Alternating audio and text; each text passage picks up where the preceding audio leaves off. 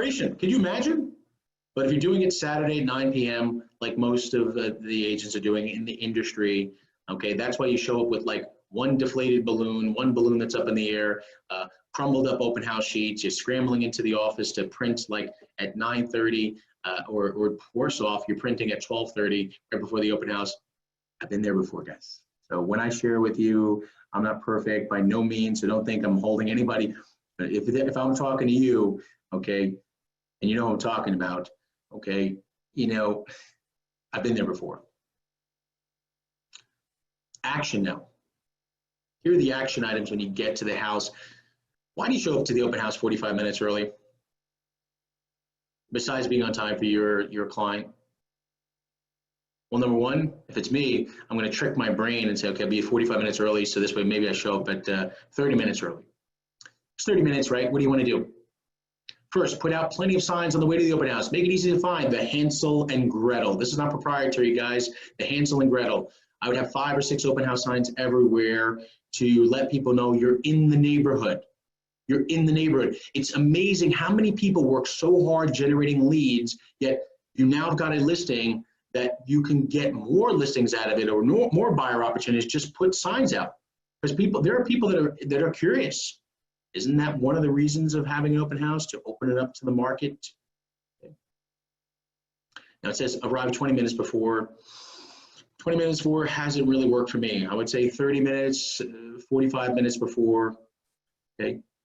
Turn on all the lights, including the closets, right? Make it as tons of light is really important to everybody, unless you're a vampire. So open up the lights, open the drapes, open the blinds, get that light in there. Now, if you're in a location that's near a highway or something that may not be, be a little bit noisy, I still suggest opening the blinds a little bit, just a little bit. Get as much light in there. I think light is just as important. Listen, it is what it is. If you're near a school that's very noisy, or near a highway, service road, people know that you're near there. You're just trying to take their attention away from that. But of course, they know what it is. So, but you're better off having more light. Adjust the thermostat. This is the worst part, especially now in the summer or the winter time. You go into this house, you've got extreme temperatures, and if your open house is only 2 hours and you're just getting there right on time, it's going to be really, really hot. If you go into a department store, what's important in a department store where you're shopping for clothes or whatever you're shopping for? Comfort. So if you walk into an open house and it's stifling, hot, or freezing, people going to get in and get out. Common sense practice, flush the toilets. If you get there on time, flush the toilets.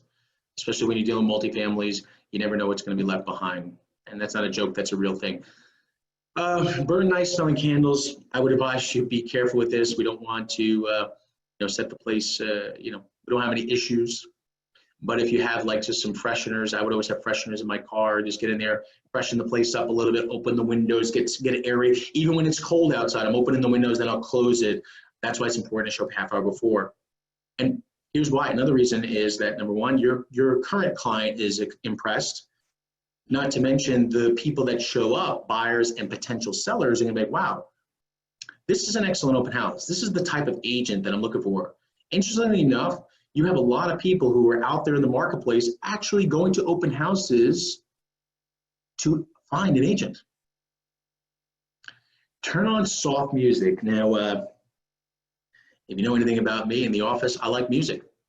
And when it's not on, I get a little upset, because it's just, you just want some noise, right? As humans, you want a little bit of noise, a little bit of background noise. And I would advise that soft music, we're from New York.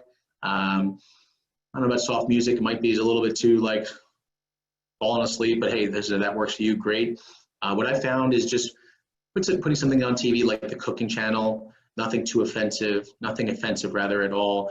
And I found that a little bit of light music, perhaps, there's the music channels on TV. And then everybody that comes in and registers, send a thank you note. You can do a handwritten thank you note, great. If you send an email, fantastic, something to follow up. These are actions. So we're going to continue talking about that. Increasing the traffic. Who's having fun? Who's having fun? I know you're having fun out there.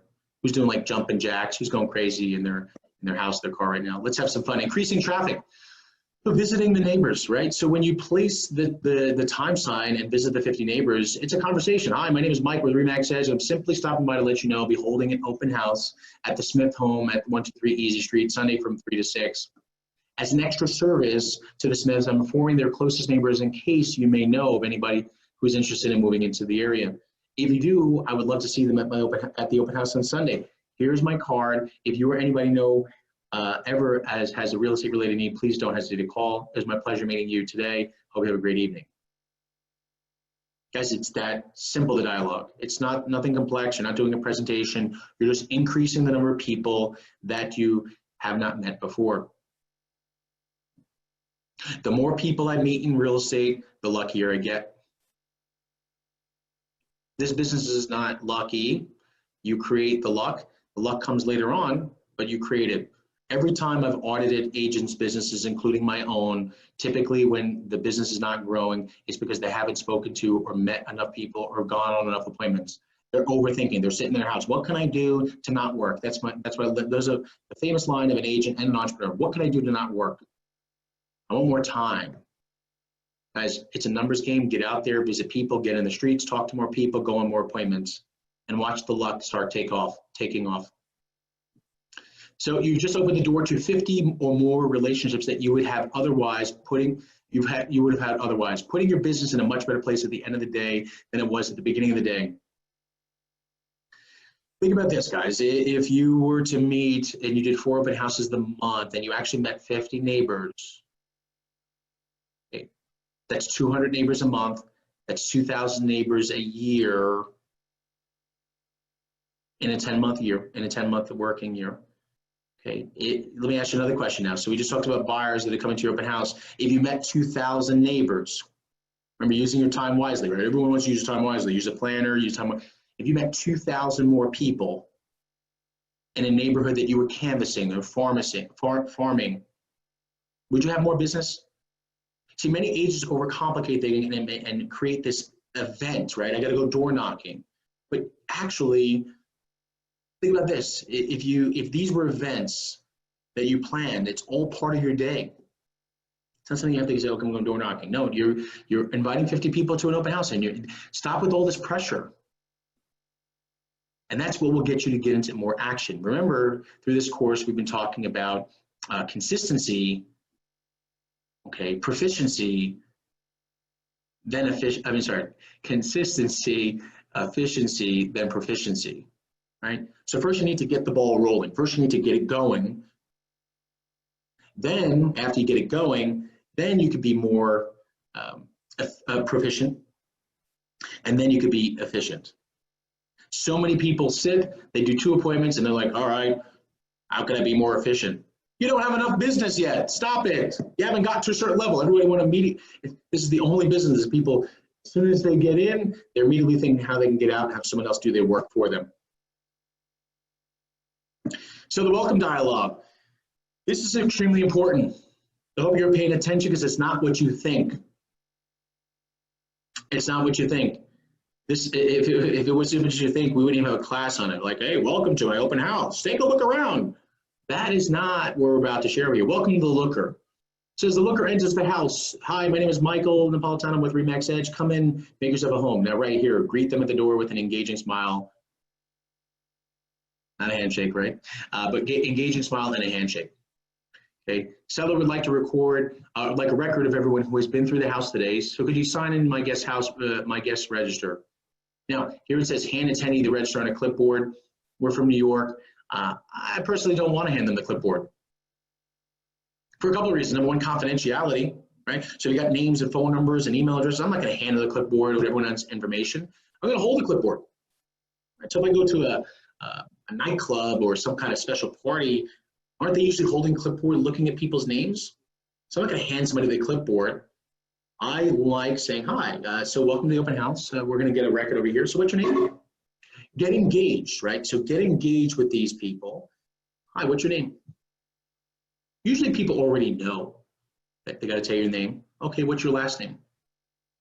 And see, the challenge for humans is that you ask me the last name, they know if they're going to start giving you the Mickey Mouse last name, right? You're like, oh, what's your last name? It's a little bit harder for them to lie. And lookers will lie, right? Because they don't want to give their information. They don't want to be spammed. They don't want people to call them.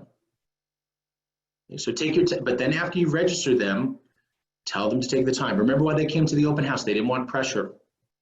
Take your time, look around, let me know what you think. If you have any questions, I'd be happy to answer them. Do not play the tour guide. Nothing worse than the agent just breathing down people's neck. Like, how do you like the house? You like the cabinets? Guys, they came to an open house for less sales pressure. Let them walk through the property. This way, when they finish, that's when I'm going to talk. Why am I going to talk? Why am I going to talk? I'm going to try to keep them here as long as possible to keep that open house nice and busy.